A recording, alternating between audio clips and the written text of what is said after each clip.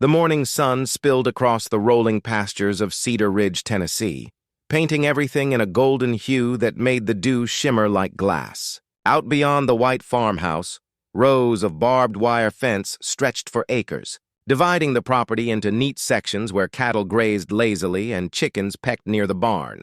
For Ethan Cole, this was heaven on earth, and hard-earned heaven at that. He'd poured 7 years of his life into transforming this patch of land into a working farm after leaving his IT job in Nashville. Now his days began with the smell of hay, the sound of wind rustling through tall grass, and his old blue heeler, Rusty, trotting faithfully at his heels. Except lately. There was one thing that kept breaking the peace. It started small, faint tire marks across the gravel road by his fence line. At first, Ethan thought it was just one of the neighbor's kids taking a shortcut. Then he noticed them every morning, deep grooves pressed into the soft dirt leading across the edge of his property, cutting through where he'd planted alfalfa, and every time he fixed it, it happened again. One morning, as he was loading hay bales onto his trailer, he heard it, the sound of an engine humming too fast, too close. Dust whipped up from behind the cedar trees that lined the back trail. Ethan set the bale down and narrowed his eyes just as a white Lexus SUV burst out from behind the trees, zooming past his barn road like it owned the place. The woman behind the wheel had short blonde hair, oversized sunglasses, and that unmistakable air of someone who believed the world revolved around her.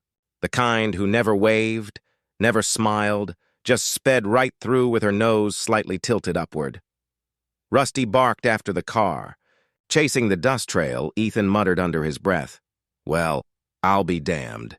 The SUV cut through his side gate, one she clearly had to unlatch, then continued down the dirt path that connected to the neighboring subdivision on the other side. The one run by the Hickory Estates HOA, a gated community full of oversized homes and people who called code enforcement if your grass grew past 3 inches. Ethan grabbed his hat and jumped into his pickup, his pulse already rising. He caught up with her at the far end of the trail, where the old wooden fence met the blacktop leading into Hickory Estates. She was just about to pull through when he honked twice. The woman slammed on her brakes, whipped her head around, and rolled her window down halfway. "Yes?" she said, her voice already sharp. Ethan leaned out of his truck. "Ma'am, this here's private property. You've been cutting through my land." She frowned like he'd just insulted her. "Excuse me? This road is public access. We've been using it for years." "Yeah, maybe back when nobody owned it," Ethan said evenly. "But I bought this land 3 years ago. That's my fence, my soil, my seed. You're tearing up my crop every time you drive through." She gave a tight, dismissive laugh. "Well, you should have thought of that before buying land that blocks the only shortcut out of our neighborhood." Ethan blinked. "Shortcut? You mean the mile it takes to go around the main road?" She shrugged, unbothered. "It's not a big deal. Everyone does it." "Everyone?" Ethan echoed. "So there's more of you driving through my farm?" Her lips pressed together. "Look, I don't have time for this. I have a board meeting. If you've got a problem, take it up with the HOA president. I'm sure he'll explain it." And with that, she revved the engine and drove off, the gravel spitting up behind her like defiance. Ethan just stood there, hands on his hips, watching her disappear through the gate. That night, Ethan sat at his kitchen table, staring at his computer screen. The Hickory Estates website was all marble headers and corporate-sounding nonsense. Community, pride, harmony, with a contact list at the bottom. He clicked on the first name, Karen Simmons, HOA president. His jaw tightened. He typed a short, polite email explaining the situation.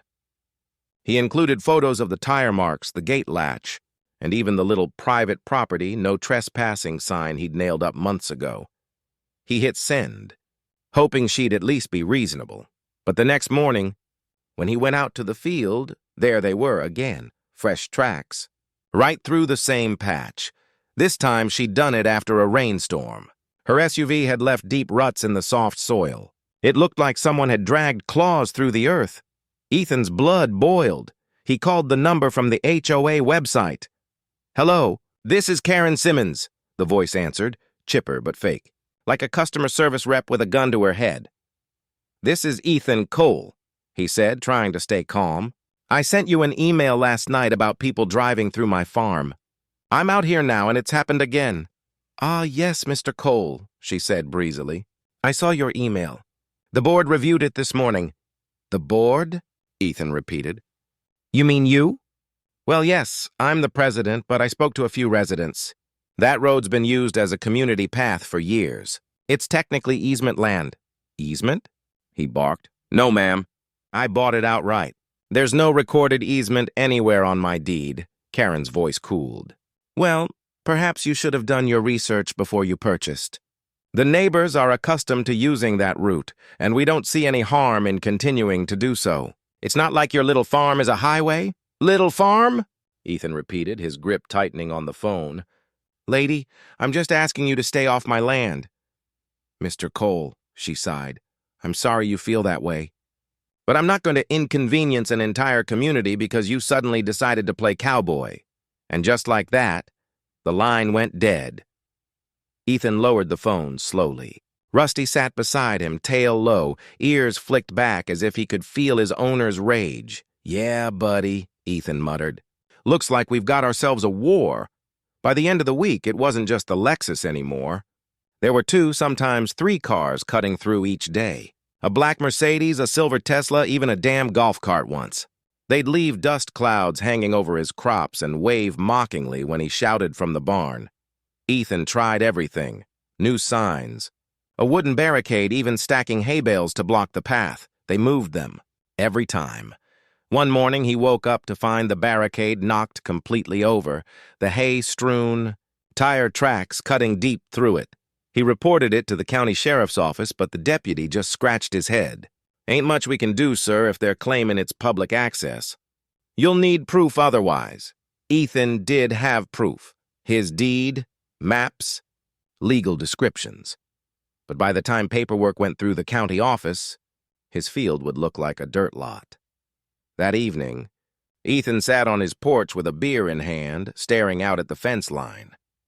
The setting sun dipped low over the hills, turning the air amber and heavy. He could hear cicadas buzzing, Rusty's slow breathing beside him.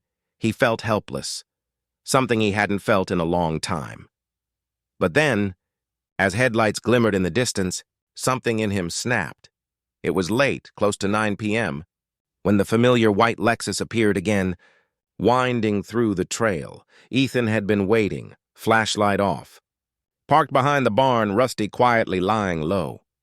He'd spent the last 2 hours hammering down something across the dirt path, a line of homemade spike strips, made from a length of steel rebar and sharpened nails welded through it. Nothing that would kill anyone, but enough to make a statement. He waited until the SUV's lights drew close. Too close. And then it happened. Thunk. Pop. Pop. The Lexus screeched, fishtailed, and rolled to a stop in the middle of the dirt road. Ethan stepped out of the shadows, flashlight in hand. The driver's door swung open. Karen climbed out, fury already twisting her face. "What the hell did you do?" she shouted, heels sinking in the mud. "You could have killed me." Ethan kept his light steady. "You're trespassing. Again, I warned you, Karen." "Warned me?" she snapped. "You can't just lay traps on a public road." "This is illegal!" He took a slow step closer. "This ain't a public road. This is my farm. And you've been warned more than enough." She stormed up to him, phone already raised. "I'm calling the sheriff. You'll be arrested for this. You don't know who you're messing with." Ethan crossed his arms. "I think I do." She stopped short, her phone trembling in her hand. He pointed toward the flattened grass. "You've been tearing through my land for weeks, destroying crops, breaking fences, ignoring every request I made. You think rules don't apply to you just 'cause you're HOA president?" Karen's expression flickered. Guilt, anger, pride, all wrestling under the porch-light glow. "You're insane," she spat. "Completely insane, maybe," Ethan said softly. "But at least I stay on my own damn property." Then he turned and walked away, leaving her standing there in the dark, Rusty barking in the distance as sirens began to wail faintly from the highway. By the time the sheriff showed up, Ethan was calm again, sitting on his porch with another beer. He watched as they helped Karen's Lexus onto a tow truck, her arms waving wildly as she pointed toward his house. The deputy came over, adjusting his hat. "She's real worked up," he said quietly. "Says you set up spikes to sabotage her." Ethan nodded. "She's been trespassing. I've got security footage if you want to see it." The deputy sighed. "I don't envy you, man. That woman's been a pain for everyone in this county. But try not to escalate it, all right? Next time it might not end with just a flat tire." Ethan nodded. Though deep down he knew this wasn't over. Karen Simmons didn't seem like the type to back down, and if she wanted a war, he'd give her one because this was his land, his peace. And no HOA Karen was going to take that away. The next morning, Ethan was woken by the sound of pounding, not on his door, on his gate. Rusty's bark tore through the dawn as Ethan slipped on his boots and stepped outside. There, parked across his gravel driveway, was a county code enforcement truck. 2 officers stood by the gate, clipboards in hand. "Morning," one of them said flatly as Ethan approached. "You Ethan Cole?" "That's me," he replied warily. "We're here on behalf of Hickory Estates HOA, the man said, flipping a page on his clipboard. "Got some complaints about unauthorized barriers on an access road, potential zoning violations, and," he squinted, "unsafe implements placed on shared property." Ethan blinked. "You mean the spikes?" The second officer nodded. "That's one of them, yeah." Ethan crossed his arms. "That's not shared property. It's my land. Got the deed to prove it." "Well, we'll have to see that," the man said. Ethan turned back toward the farmhouse, jaw tight. Inside, he grabbed the folder he kept in his desk drawer. Every survey, every title, every proof that the soil beneath his boots was his and his alone. When he came back out, the officers were already snapping photos of his gate. He handed over the paperwork. "Here, you can see the parcel line ends right here. That fence, that dirt road, it's all mine. No easement, no right-of-way, no nothing." The man studied the papers, brows furrowed. "Huh. Looks clean." His partner shot him a look. "Karen said she's got proof the community's used this path for years. Said there's a historical right-of-way." Ethan laughed under his breath. "Historical my ass. You know what historical means to people like her? It means they've been breaking the rules so long, they think it's their God-given right." The first officer smirked faintly, but hid it. "Look, Mr. Cole, we're not trying to start anything. But she's pushing this hard. We're just letting you know there's going to be a review hearing at the county office next week. You might want to be there." "Don't worry," Ethan said.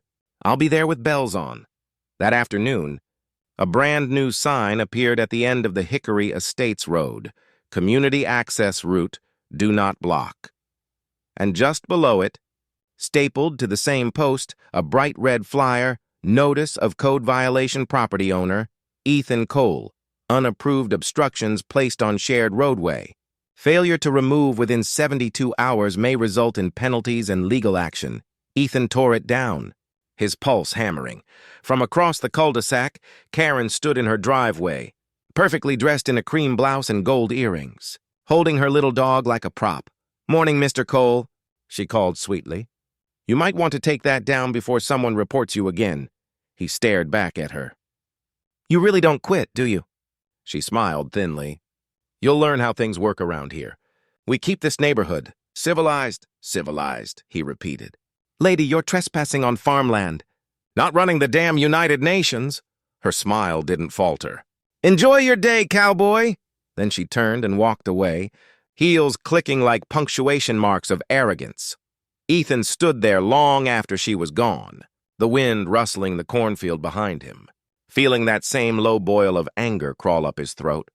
He wasn't the type to start fights. But when someone tried to take what was his, that was different. He walked back toward the barn, a plan forming like storm clouds. By the next morning, he'd installed a motion sensor camera system, one facing the trail, another aimed at the back fence. He'd also set up a steel cattle gate, locked with a heavy chain and padlock. Let's see them get through that, he thought. But they tried. Oh. They tried. That night around 10 p.m., his phone pinged with an alert. Motion detected. He opened the feed and saw two silhouettes in the camera's grainy night vision. They were trying to cut the chain. Ethan grabbed his flashlight and his shotgun, not loaded, but loud, and climbed into his pickup. He hit the lights as he pulled up the dirt path. The beams caught two men, mid-40s, both in polo shirts and khaki shorts, freezing like raccoons caught in a dumpster. One held bolt cutters. "Evening, boys," Ethan said, stepping out. "You lost?" They looked at each other. The shorter one swallowed. "Karen said we could—" "Karen said," Ethan repeated, cutting him off. "I don't give a damn what Karen said. You're on private land." He racked the shotgun, the sound alone enough to make both men flinch. "Now, you're gonna drop those cutters," he said, voice low, steady, "and you're gonna turn your fancy HOA asses right back where you came from, before I call the sheriff." They did exactly that. When they were gone, Ethan picked up the cutters and tossed them into his truck bed. Rusty jumped up beside him, tail wagging like even the dog knew a line had been drawn. The next morning, Karen's Lexus was parked at the fence again, but she didn't get out. She just sat there, engine idling, sunglasses on, staring at the gate like she was looking at an enemy fortress.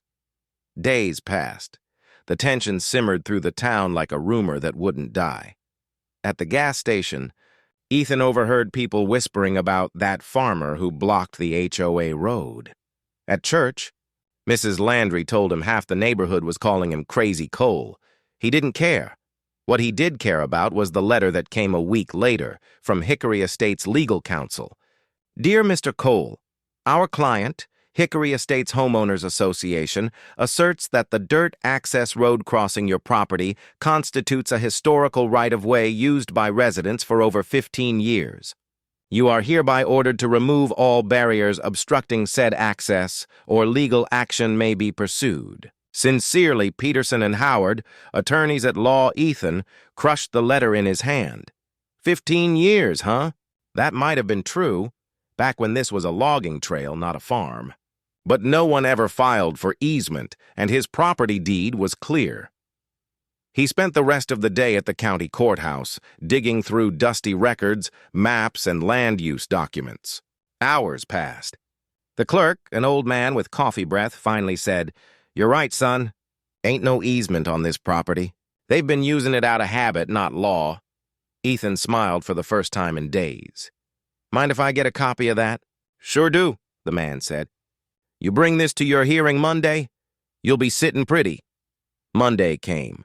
The county building smelled like mildew and bureaucracy. The hearing room was small, just a few folding tables and an American flag drooping in the corner. Karen sat at one end, surrounded by 3 HOA board members and her attorney, a smug young guy with slicked back hair and a smile like a snake oil salesman. Ethan took his seat across from them, wearing his cleanest flannel and boots polished enough to reflect the fluorescent lights. The county official cleared his throat. "All right, folks. We're here to discuss the alleged right-of-way dispute between Mr. Ethan Cole and Hickory Estates Homeowners Association." Karen's lawyer went first. He spoke in perfect rehearsed cadence about community tradition, shared access, and reasonable expectation of continued use. When he finished, he smiled like he'd just sold a lie to a room full of children. The official turned to Ethan. "Mr. Cole, your response?" Ethan slid a folder across the table. "Here's my deed, the survey map, and county land records proving there's no legal easement anywhere on my property. I've also got time-stamped security footage of multiple HOA residents trespassing, damaging property, and cutting my chain. I can provide those to law enforcement if necessary." Karen shifted uncomfortably. Ethan leaned forward, his voice calm but cutting. "I've got nothing against my neighbors, but I won't tolerate people driving through my land, destroying my work, and acting like they own it. I've done everything right. All I want is to be left alone." The official studied the papers for a long moment, then nodded. "Well, seems pretty clear to me. There's no recorded easement, and property rights are property rights. Unless the HOA has something else to show, I'll be closing this matter in Mr. Cole's favor." Karen's face flushed red. "This is outrageous. That road has been there for decades. You can't just let him take it away." The official sighed. Ma'am, he owns the land. That's how it works. Ethan stood, tipping his hat slightly. Appreciate your time, sir. He turned toward Karen. And as for you, I suggest you find another shortcut. Her attorney tried to calm her, but she was already fuming. You'll regret this, Mr. Cole. You have no idea who you're dealing with. Ethan smiled faintly. Yeah, I think I do. He walked out, Rusty waiting faithfully by his truck outside. For the first time in weeks, the air felt lighter. But peace didn't last. 2 nights later, Ethan woke to a strange glow outside his window. He grabbed his flashlight, heart hammering. The barn was on fire. Flames tore through the dry wood like paper, orange and violent against the night sky. Rusty barked frantically as Ethan sprinted across the yard, the heat hitting him like a wall. He grabbed the hose, spraying desperately, but the fire was already too strong. He called 911, choking on smoke. The fire department arrived minutes later, but by then the roof had collapsed, hay bales exploding into sparks. When it was finally over, all that was left was charred timber and ashes. Ethan stood in the wet mud, soaked in sweat and soot, staring at what used to be his pride and joy. The fire chief walked over, removing his helmet. We'll have to investigate, but... Looks suspicious. You got enemies, Mr. Cole? Ethan's jaw clenched. His eyes drifted toward the distant hill, where, through the smoke, he could see the faint outline of a white Lexus parked on the road. Headlights off. He didn't say a word. He didn't have to, because he already knew this wasn't over. This was just getting started.